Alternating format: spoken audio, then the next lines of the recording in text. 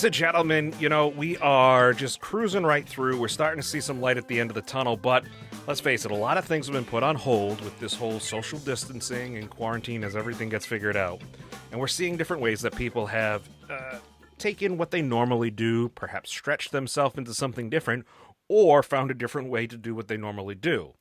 Now, last year, I had this guest in the car. It was a huge get for me because he is one of the most popular organists in the world.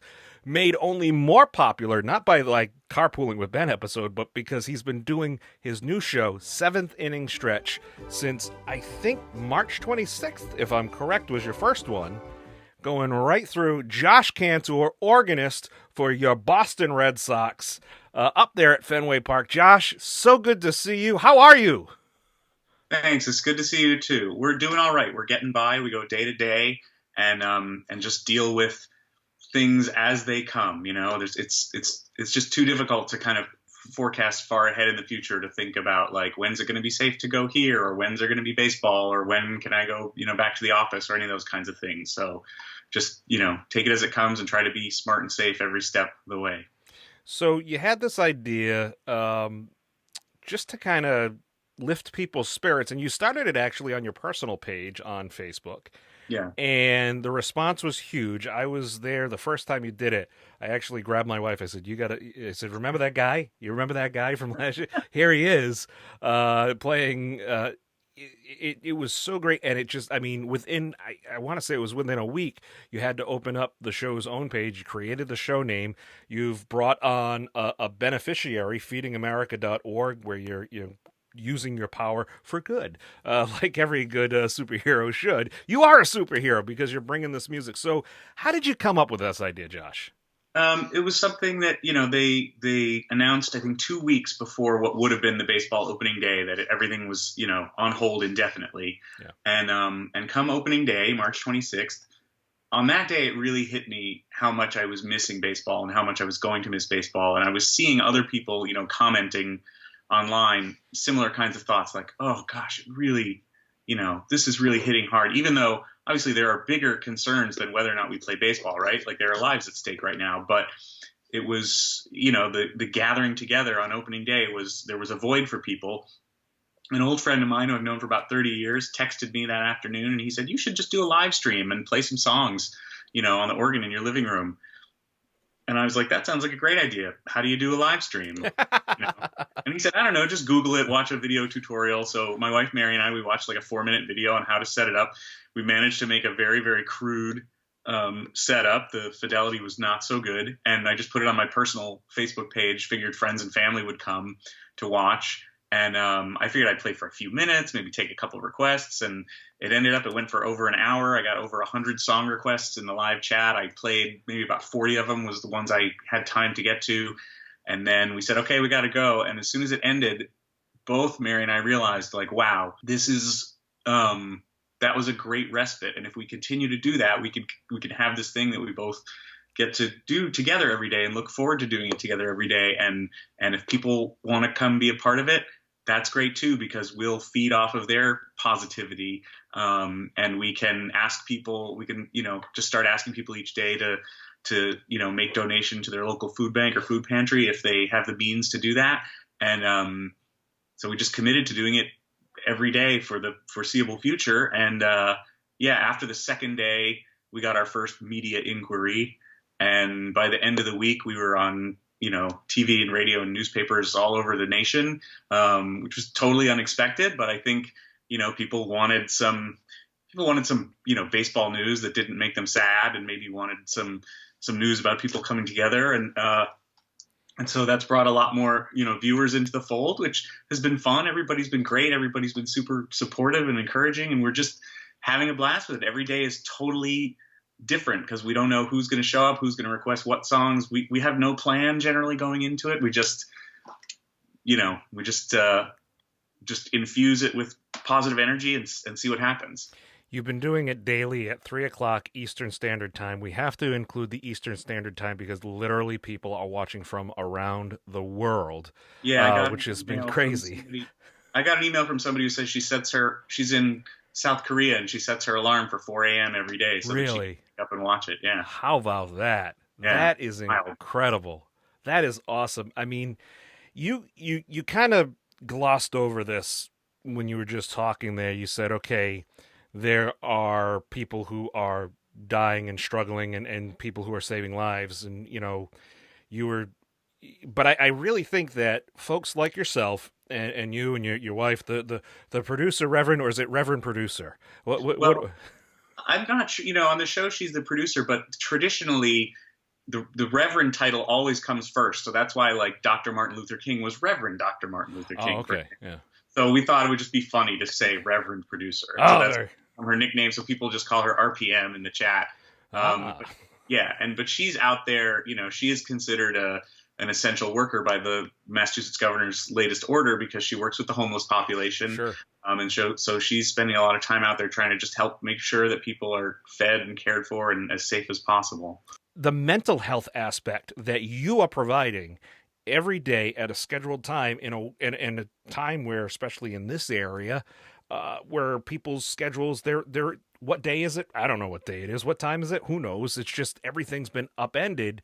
You're bringing some sort of semblance every day at 3 o'clock Eastern Standard Time, 3 o'clock in the afternoon, not 3 o'clock in the morning, thankfully. That has just got to be such a weight on you and your wife. I mean, I think we really enjoy doing it. Nothing about it feels like work or a chore or a burden. It means so much to us to have people from all time zones. Obviously, we picked 3 o'clock because we thought, oh, that's a good time for Red Sox fans, people in New England. Maybe it's a time of the day when they just need a break. They need that little stretch, that seventh inning stretch. But we hear from people everywhere, that in whatever time zone they're in, that they have, made this sort of appointment viewing.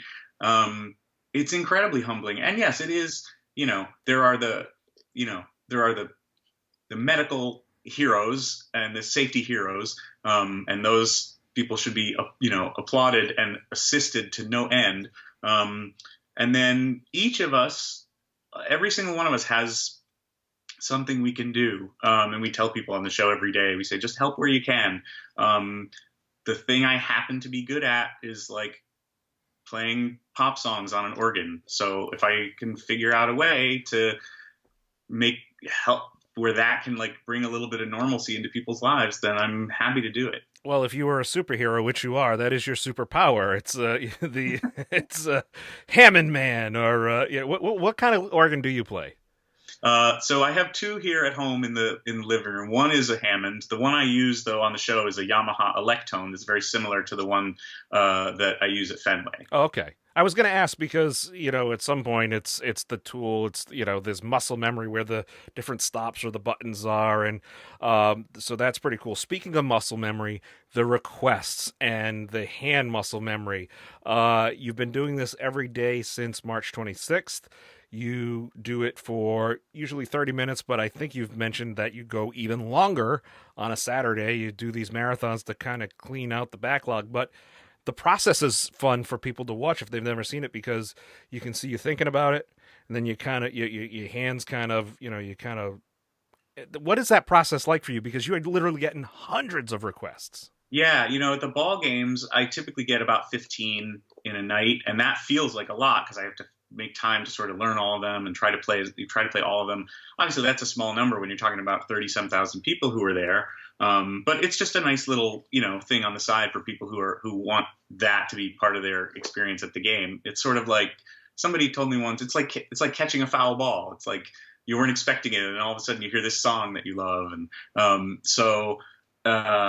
but with doing the online thing now, we get a lot more than we have time to get to, because it's deliberately part of the interaction is like, hey, if there's a song you want to hear, send it in.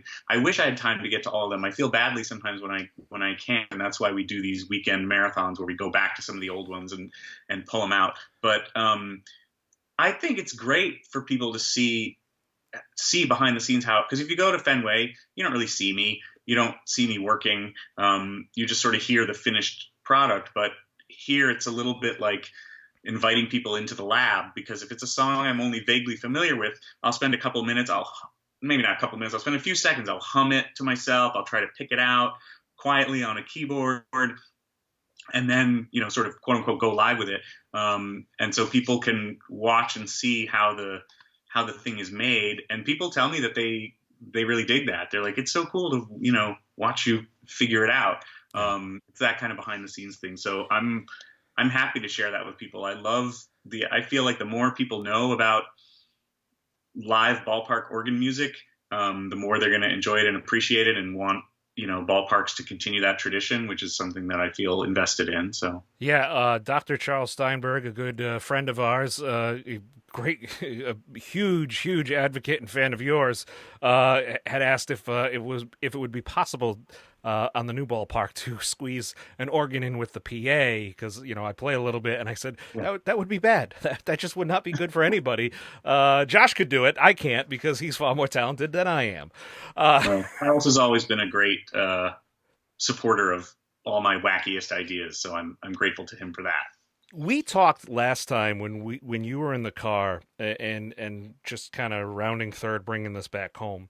We talked about how the experience at Fenway, hearing a song there is, takes people maybe out of the ballpark briefly for a second and just like enjoying that experience. Now having that moment of, oh, this was our wedding song, or this was a song my grandfather or my grandmother loved, or whatever. And you're taking that experience from outside the ballpark and you're bringing it into the ballpark and having that moment. You're now taking the ballpark moments and the memories people have made, not only at Fenway Park, America's most beloved ballpark, by the way, but you're taking that from ball fields and sporting events, literally, that have happened over decades, and you're bringing that memory to folks in their home as they're dealing with this.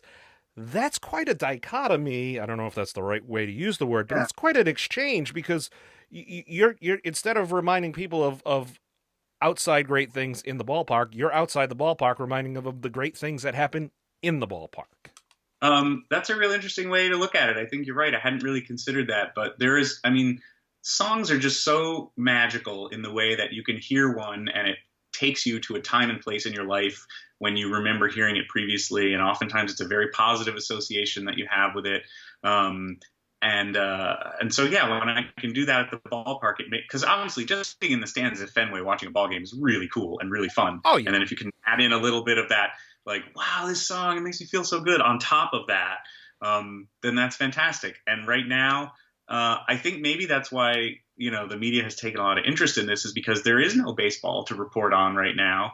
There's only speculation about, like, what are they going to do? How are they going to figure out how to play and all this? But I'm still doing the same thing that I was doing before, and maybe it just makes people feel a fraction of that sense of like, oh, I'm having fun at the ballpark the way I want to.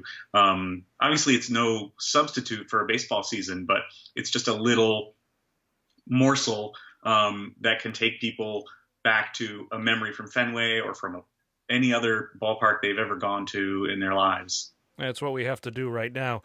You've incorporated a benefactor at People on Their Own. It's something that's near and dear to you and Mary's hearts. That is making sure people, are nutritionally fed, and feedingamerica.org.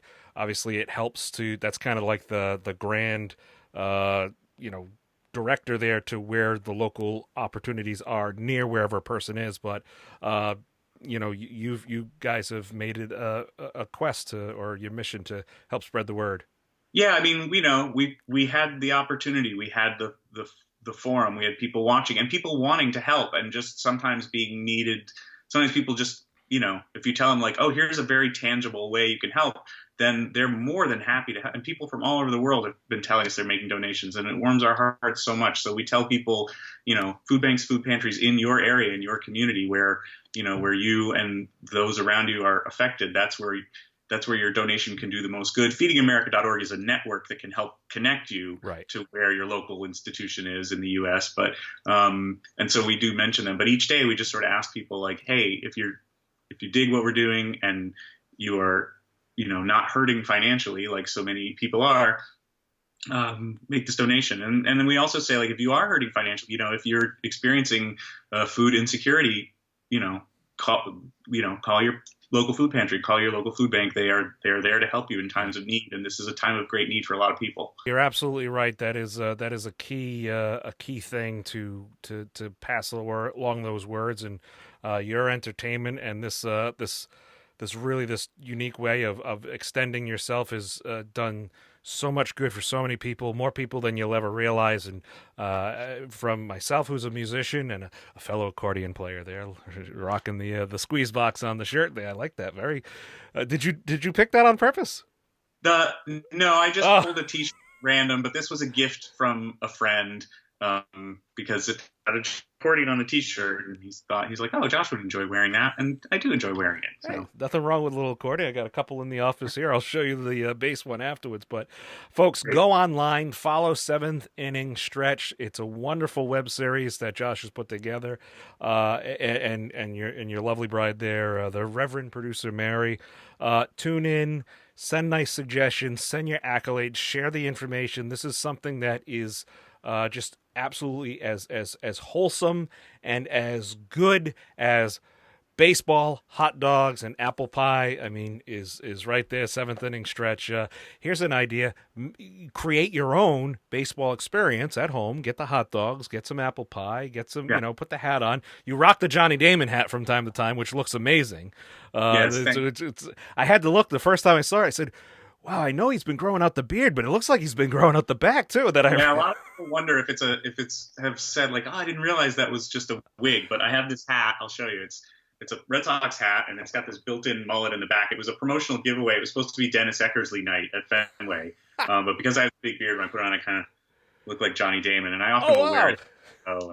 So that wasn't even a Johnny Damon thing. That was just that was an Eck thing. It was an Eck thing originally, but I put it on, and someone said, "Oh no, you look like Johnny Damon." So it's just because I don't know. It's a silly thing, sometimes you take the silliest little thing and you do it once, and then it becomes a bigger thing where people latch onto it and they say, "Oh, we want to see you wear the hat. No, we want to see you take the hat off." It's just goofiness. It's great. That makes for a good time.